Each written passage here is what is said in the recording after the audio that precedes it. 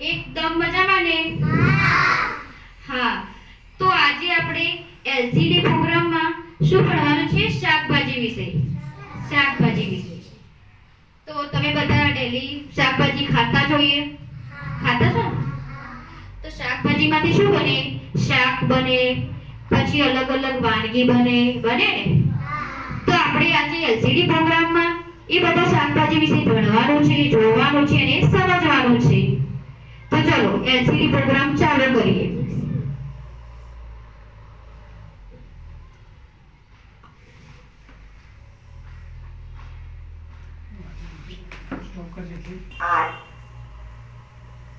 તો આ કઈ શાકભાજી છે? કોને આવડે છે ભાઈ આનું નામ? બેટા સમૂહમાં નહીં, જેનું નામ બોલું ને એ ઊભા થશે અને જેને આવડતું હોય એને આ રીતે આંગળી ઊંચી કરવાની. ખબર પડી? તો જ્યારે હું પ્રશ્ન પૂછું એટલે તમારે આંગળી ઊંચી કરવાની અને હું જેનું નામ બોલું એ જ આ શાકભાજીનું નામ બોલશે. પડી ખબર? તો ચલો, કોને આવડે છે ભાઈ આ શાકભાજીનું નામ? સફી બોલો બેટા. શું નામ છે આનું? શું નામ છે? રીંગણ. વેરી ગુડ, રીંગણ. શું નામ છે આનું? રીંગણ. તો હવે આ શાકભાજીના ફાયદા જોઈએ. પહેલા તો આ શું છે? શાકભાજી. શાકભાજી એટલે આપણે ઘરે આને બનાવીને ખાતા હોઈએ, આપણે એનું શાક બનાવીને ખાતા હોઈએ. પછી જે આ જે શાકભાજી છે એ શેના પર ઉગે છે? છોડ પર. શેના પર ઉગે છે? છોડ ઉપર. પછી રીંગણથી ખાવાથી ઘણા ફાયદા હોય છે. આને આપણે શિયાળામાં ખાવાથી ઘણા ફાયદા થાય છે, કારણ કે આ એક ગરમ શાકભાજી કહેવાય, એટલે આના ખાવાથી ઘણા ફાયદા થાય છે. શિયાળામાં આપણે ઠંડીની ઋતુમાં આને વધારે ખાઈએ છીએ. છે રીંગણ. નાનું રીંગણ, મોટું રીંગણ. છે લીલી કોબીજ. તો આ કઈ શાકભાજી છે? કોને આવડે છે આનું નામ? સમૂહમાં નથી બોલવાનું બેટા, સમૂહમાં નથી બોલવાનું. જેનું નામ બોલું એ જ ઊભા થશે. ચલો, કોણ બોલશે? રેહાન, સ્ટેન્ડ અપ બેટા. ઊંચા અવાજે નામ બોલજો આનું. શું નામ છે?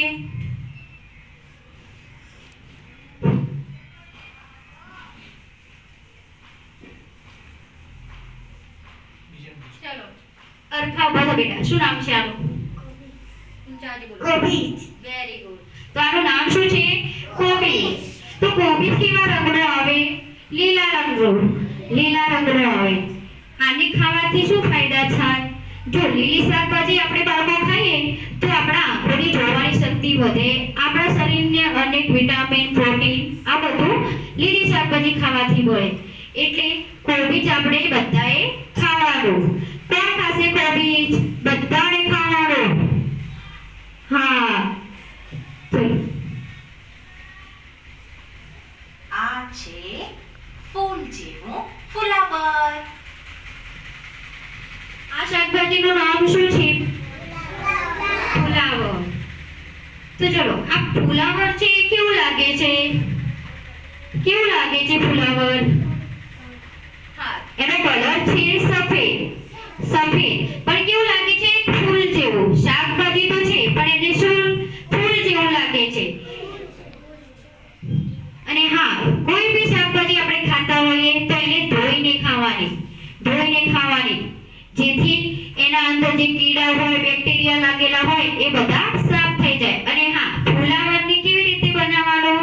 તો એને ગરમ પાણીમાં થોડીવાર ઉકાળવાનું, એટલે એને ગરમ થવા દેવાનું, જેથી એના અંદર જે ઈયળ એવા જે બેક્ટેરિયા હોય એ શું થાય? ગરમ પાણીની અંદર ઉપર તરીને આવી જાય. તો ખબર પડી? હા, વેરી ગુડ. લીલા લીલા ભીંડા. તો આ શાકભાજીનું નામ શું છે? બોલે. જ્યારે હું પ્રશ્ન પૂછતી હોય એટલે સમૂહમાં ના પાડે છે.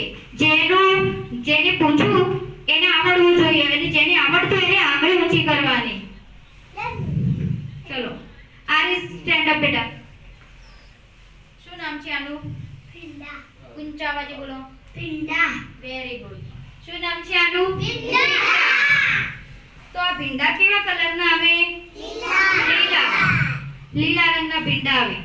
તો આપણે જે રીતે કોબીજમાં આપણે કોબીજ લીલા રંગનું હોય અને જે શાકભાજી લીલા રંગની હોય અને જે લીલી શાકભાજી હોય એને આપણે બધાએ ખાવાની. જેને ના ભાવતું હોય એ પણ ભીંડા ખાવાનું ચાલુ કરી દો, કારણ કે ભીંડા ખાવાથી, જે લીલી શાકભાજી ખાવાથી આપણને જે પ્રોટીન મળે, વિટામિન મળે એ એમાંથી જ મળે છે.